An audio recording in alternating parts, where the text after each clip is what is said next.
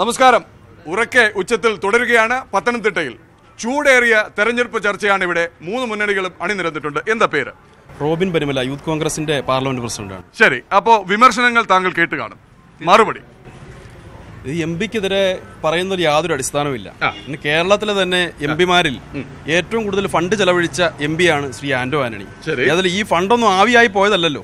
ഇവിടുത്തെ കളക്ടറേറ്റിൽ വരുന്ന ഫണ്ടാണ് സ്വാഭാവികമായി എം പി ഫണ്ട് എന്നുള്ള നിലയിൽ എല്ലാ ഓരോ പ്രദേശങ്ങളിലും ഉപയോഗിക്കുന്നത്. അപ്പോൾ ഏറ്റവും കൂടുതൽ ഫണ്ട് ചെലവഴിച്ച എം പിയോട് ചോദിക്കുകയാണ് എന്ത് ചെയ്ത് എന്നുള്ളത് ചോദിക്കുന്നത് യാതൊരു അർത്ഥവുമില്ല. അതിനപ്പുറത്തേക്ക് UDF എന്ത് ചെയ്തു എന്നുള്ള ചോദ്യം ബഹുമാനായ അനന്തപവൻ സാർ ചോദിക്കുകയുണ്ടായി. ഈ ജില്ലയിൽ നിന്നുകൊണ്ടാണ് ചോദിക്കുന്നത് UDF എന്ത്, ഈ ജില്ല തന്നെ ഉണ്ടാക്കിയത് UDF ആണ് എന്നുള്ളതാണ് ഏറ്റവും പ്രധാനപ്പെട്ട കാര്യം. ഈ ജില്ല തന്നെ ഉണ്ടാക്കിയ UDFനോട് ചോദിക്കുകയാണ് ജില്ല ആരുണ്ടാക്കിയതാണ് ചോദിക്കുന്നത്. അപ്പോൾ അതിൽ യാതൊരു അർത്ഥവുമില്ല. അതിനപ്പുറത്തേക്ക് മോദിയെ പരാജയപ്പെടുത്താൻ എന്തിനാണ് CPM വോട്ട് ചെയ്യുന്നത്? ആകപ്പാടെ ഈ സംസ്ഥാനത്ത് നിന്ന് കിട്ടുന്ന 1-2 സീറ്റാണ് ആകപ്പാടെ CPM കിട്ടാൻ പോകുന്നത്. അപ്പൊ അത്തരത്തിൽ ആ ഒരു പാർട്ടിയാണ് മോദിയെ പരാജയപ്പെടുത്താൻ പോകുന്നത്. അത് വലിയൊരു കോമഡി എന്ന് മാത്രം നമുക്ക് പറയാൻ സാധിക്കുള്ളൂ. അതിനപ്പുറത്തേക്ക് മനസാക്ഷി മരവിച്ചിട്ടില്ലാത്ത ആർക്കെങ്കിലും ഈ തവണ CPM വോട്ട് ചെയ്യാൻ സാധിക്കുമോ? അപ്പോൾ അജണ്ട അത് തന്നെയാണ്. കോൺഗ്രസിനെ സംബന്ധിച്ച് വികസനം കൊണ്ടുവന്നു വ്യക്തമായി. 2, CPMന്റെ കൊലപാതക രാഷ്ട്രീയം എന്ന ആരോപണം, എന്ന ആക്ഷേപം തുറന്ന തെരഞ്ഞെടുപ്പ് ചർച്ചയ്ക്ക് വിധേയമാക്കുകയാണ് കോൺഗ്രസ് എന്ന് വ്യക്തം. ഇവിടെ യുവനിര നിങ്ങളുണ്ട്. യുവനിരയാണ് ഇന്നത്തെ രാഷ്ട്രീയം കാണുന്നത്. ചെറുപ്പക്കാർ, നാളത്തെ തലമുറ, നാളത്തെ പൗരന്മാർ, അവർക്ക് മുന്നിലാണ് രാഷ്ട്രീയത്തിന്റെ പേരിൽ അരുങ്കൊല നടക്കുന്നത്. ഈ വിമർശനം എങ്ങനെ നേരിടും? പേരെന്താണ്?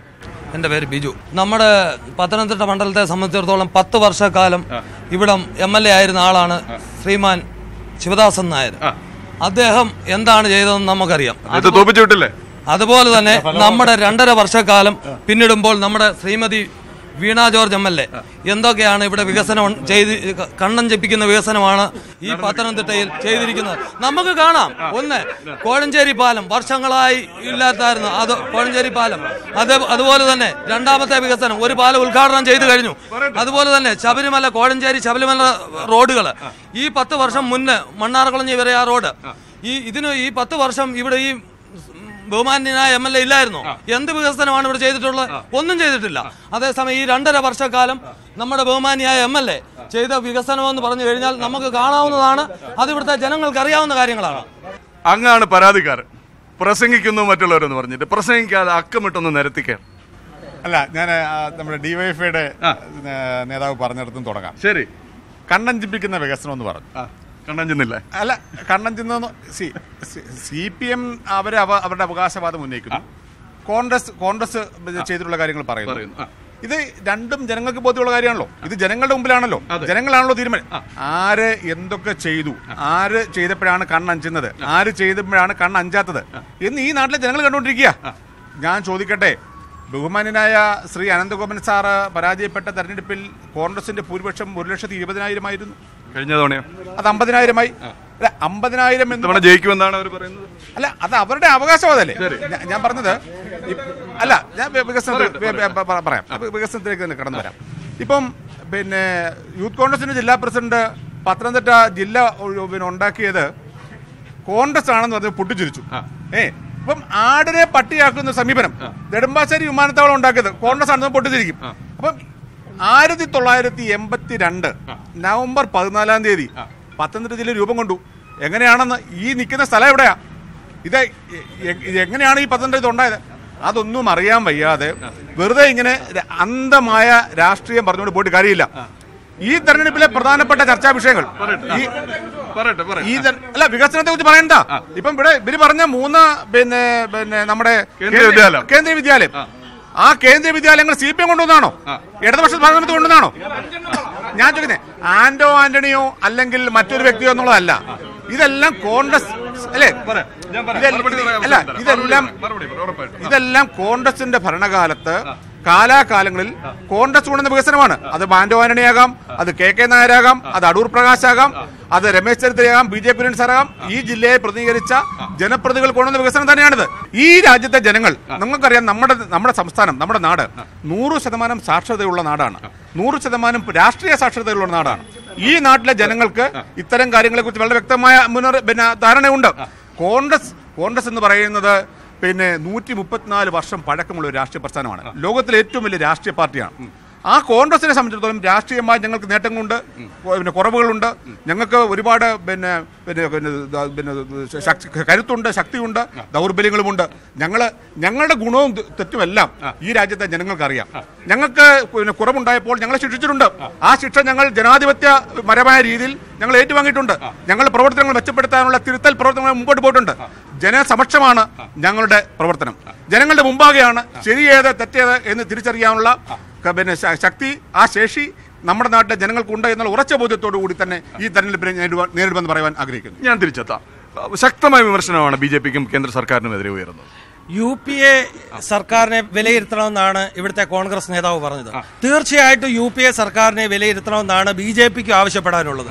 ആകാശവും ഭൂമിയും പാതാളവും വിറ്റുതുലച്ച UPA സർക്കാരിനെ ചവിട്ടി പുറത്താക്കിയതാണ് ഈ ഭാരതത്തിലെ ജനത. അതിനുശേഷം വികസനത്തിന്റെ പാത കൊണ്ടുവന്നത് ശ്രീ നരേന്ദ്രമോദിജി സർക്കാരാണ്. അതുകൊണ്ട് തീർച്ചയായിട്ടും റാഫേലിനെ സംബന്ധിച്ച് പാർലമെന്റിനകത്ത് കൃത്യമായി പറഞ്ഞിട്ടുണ്ട്. ഇതുവരെ ഒരു തെളിവുകൾ പുറത്തു കൊണ്ടുവരാൻ ഇവരെ കൊണ്ട് സാധിച്ചിട്ടില്ല. ഇവരെ സംബന്ധിച്ച് അല്ല, ഹിന്ദുപത്രം പറയുന്ന അവിടെ നിൽക്കട്ടെ, ഹിന്ദുപത്രം അല്ലല്ലോ ഇത്. നമ്മളെ സംബന്ധിച്ച് കോൺഗ്രസ് പാർട്ടി എന്ന് പറയുന്നത് രാഹുൽ, സോണിയ, ഇപ്പം മകൾ പ്രിയങ്ക, ഈ നാട്ടിലെ പാവം പിടിച്ച ഒരാളെ, ഒരു പിന്നോക്കക്കാരനെ, ഒരു ദളിതനെ പ്രധാനമന്ത്രിയാക്കിയത് BJPയുടെ സർക്കാരാണ്. ഇവിടെ മുസ്ലിം വിഭാഗത്തിൽ നിന്ന് ഒരു രാഷ്ട്രപതിയെ ആ സ്ഥാനത്ത് കൊണ്ടുവച്ചത് BJPയുടെ സർക്കാരാണ്. ഇവർ ഗാന്ധി കുടുംബം എന്നുള്ള നിലയിൽ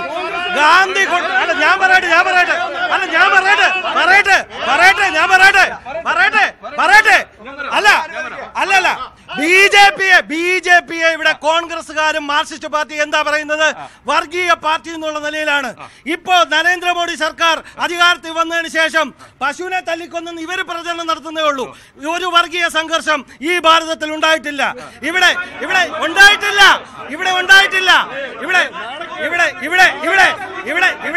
ഇവിടെ ആടിനെ പട്ടിയാക്കുന്ന ഇവിടുത്തെ കോൺഗ്രസ്സുകാരും മാർക്സിസ്റ്റുകാരനുമാണ് ഉള്ളത്. ഇവിടെ നമ്മൾ മനസ്സിലാക്കേണ്ടത് ഇവരെ ഉത്തരേന്ത്യയിലെ ചെറിയ കാര്യങ്ങൾ വളരെ പറയുമ്പോൾ നമുക്കറിയാം. ഇപ്പോ ശബരിമലയുടെ പേരിൽ എത്ര ഭക്തന്മാർ കൊല ചെയ്യപ്പെട്ടു. അതുപോലെ തന്നെ രാഷ്ട്രീയ കൊലപാതകങ്ങൾ. ശബരിമലയുടെ പേരിൽ ഇവിടെ പന്തളത്ത് CPM-കാർ എറിഞ്ഞു കൊന്ന അയ്യപ്പ ഭക്തനെ താങ്കൾ മറന്നുപോയോ? പന്തളത്ത് DYFIയുടെ ഓഫീസിൽ നിന്ന് അയ്യപ്പ ഭക്തനെ എറിഞ്ഞു കൊന്നു താങ്കൾ മറന്നുപോയോ? കേരളത്തിൽ പിണറായി വിജയൻ അധികാരത്തിൽ വന്ന നാൾ മുതൽ എത്ര രാഷ്ട്രീയ കൊലപാതകങ്ങൾ ഉണ്ടായി? ഇപ്പൊ ഉണ്ടായി കൊലപാതകം പോലെ ഞങ്ങൾക്ക് സംശയമാണ്. കാരണം ഇവിടെ CPM-ഉം കോൺഗ്രസും ഒന്നിച്ചു പോകുന്നു. BJPക്ക് ഈ നാട്ടിലെ ആൾക്കാർ വോട്ട് ചെയ്യുന്നു എന്ന സാഹചര്യം വന്നപ്പോൾ ഇവിടെ കോൺഗ്രസ്സുകാരനെ, ഇവിടെ രമേശ് ചെന്നിത്തലയും പിണറായി വിജയനും നടത്തിയ ഗൂഢാലോചനയുടെ ഭാഗമായിട്ടാണ് ഇന്നലെ ഈ നടന്ന കൊലപാതകം. ഗുരുതരമായ ആരോപണമാണ്. ഇവിടെ ഒരു സുഹൃത്ത് കോൺഗ്രസും CPM-ഉം ഒരുമിച്ചാന്ന് പറയുക. അതെ, കോൺഗ്രസ് CPM-ഉം BJP ഒരുമിച്ചാന്ന് പറയുക. യഥാർത്ഥത്തിൽ ഈ കോൺഗ്രസിന് ആത്മാഭിമാനമുള്ളവരാരും വോട്ട് ചെയ്യില്ല. വോട്ട് ചെയ്ത് ജയിച്ചാൽ അവർ കോൺഗ്രസിൽ തന്നെ ഉണ്ടാകുമെന്ന് ആർക്കും ഉറപ്പില്ല എന്നതാണല്ലോ വസ്തുത. ഇപ്പോ BJPയുടെ ഇതാണ് ശക്തമായ വിമർശനം. കോൺഗ്രസിന് വോട്ട് ചെയ്താൽ ആ ജയിച്ചു വരുന്നയാൾ നാളെ കോൺഗ്രസിൽ ഉണ്ടാകുമെന്ന് ഉറപ്പില്ല എന്നുള്ളതാണ് ആക്ഷേപം. 8 MLA-മാർ കർണാടകയിലെ കോൺഗ്രസിന്റെ 8 MLA-മാർ എവിടെയെന്ന് പറയാൻ നിങ്ങൾക്ക് തന്റെ ഇടമുണ്ടോ? 8 MLA-മാർ തിരിച്ചെത്തിന്ന് കേൾക്കുന്നു. രാമൻ നായരുടെ സ്ഥിതി എന്താ? അൽഫോൺസ് കണ്ണന്താനം പാർട്ടിക്കാരനല്ല. ആര് പറഞ്ഞു പാർട്ടിക്കാരനാണ് അൽഫോൺസ് കണ്ണന്താനം? കോൺഗ്രസിന്റെ SM കൃഷ്ണയടക്കം കോൺഗ്രസിന്റെ സമുന്നതരായ നേതാക്കളാണ് ഇന്ന് BJPയുടെ നേതാക്കളായി മാറിയിരിക്കുന്നത്. ആർക്ക് നിഷേധിക്കാൻ കഴിയും കാര്യത്തിൽ? നിരവധിയായ മുൻ മുഖ്യമന്ത്രിമാർ അവരടക്കം കോൺഗ്രസിൽ നിന്ന് BJPയിലേക്ക് ചേക്കേറിയില്ലേ? അപ്പൊ അതുകൊണ്ട് കോൺഗ്രസിന് ആരെങ്കിലും വോട്ട് ചെയ്ത് ജയിപ്പിച്ചാൽ അവരെല്ലാം ആ പാർട്ടി തന്നെ ഉണ്ടാകും എന്ന് പറയാൻ കഴിയില്ല. മറ്റൊന്ന്, ഇവിടെ വെള്ളപ്പൊക്കത്തെ പറ്റി പറഞ്ഞു. സമാനതകളില്ലാത്ത പ്രളയ ദുരന്തമാണ് ഈ കേരളത്തിൽ ഉണ്ടായത്. ശക്തമായ വിമർശനമാണ് ഉന്നയിച്ചത്. സുഹൃത്ത് പറയുന്നത് കേട്ടില്ലേ? BJPയുടെ സുഹൃത്ത് പറഞ്ഞത് കേന്ദ്ര ഗവൺമെന്റ് ഈ വെള്ളപ്പൊക്ക ദുരിതത്തിൽ അകപ്പെട്ട ഈ കേരള ജനതയെ സംരക്ഷിക്കാൻ ആകെ കൊടുത്തത് 5000 കോടി രൂപയല്ലേ? 31,000 കോടി രൂപ ഈ വെള്ളപ്പൊക്ക ദുരിതത്തിൽ നിന്നും ഈ കേരളത്തെ പുനർനിർമ്മിക്കാൻ ആവശ്യമുണ്ടെന്ന് ഐക്യരാഷ്ട്രസഭയുടെ ഏജൻസി തന്നെ പറഞ്ഞിട്ടും ആകെ കൊടുത്തത് 5000 കോടി. മറ്റ് സംസ്ഥാനങ്ങൾ കൊടുത്തു 6,87,000 പേർക്ക് 6,87,000 പേർ കൊടുത്തു. ഈ ജില്ലയിൽ 52,208 പേർക്ക് കൊടുത്തു. 52,208 പേർക്ക്. നിങ്ങൾ തന്റെ ഇടമുണ്ട് പോയി തിരക്ക് ആർക്കും കിട്ടാനില്ല. അതെ ഇല്ല UAE സാഹിബ് പുല്ല് തീറ്റിക്കുകയുമില്ല. പുല്ല് തീറ്റിക്കൽ എന്ന് പറയുന്ന സംവിധാനമാണ് UAE സർക്കാർ തരാമെന്ന് പറഞ്ഞ UAE സർക്കാർ തരാമെന്ന് പറഞ്ഞ പണം പോലും വാങ്ങാൻ അനുവദിക്കാത്ത ഗവൺമെന്റ് അല്ലേ ഈ കേരളത്തിലെ ഇടതുപക്ഷ ജനാധിപത്യ മുന്നണി ഗവൺമെന്റിനെതിരെ രാഷ്ട്രീയമായി പകപോക്കൽ ഈ ഗവൺമെന്റ് ഞെരുക്കാൻ വേണ്ടിയുള്ള സമീപനമല്ലേ സ്വീകരിച്ചത്? ഇവിടെ കോൺഗ്രസ് ആയിരിക്കും. പറയട്ടെ അല്ല, കോൺഗ്രസ് അധികാരത്തിൽ വരത്തില്ലെന്ന് ഞങ്ങൾ പറയുന്നില്ല. പക്ഷേ ഇടതുപക്ഷ ജനാധിപത്യ മുന്നണിയുടെ പിന്തുണ കൂടിയില്ലാതെ ഒരു ഗവൺമെന്റ് ഈ ഇന്ത്യ രാജ്യത്ത് രൂപീകരിക്കാൻ പോകുന്നില്ല.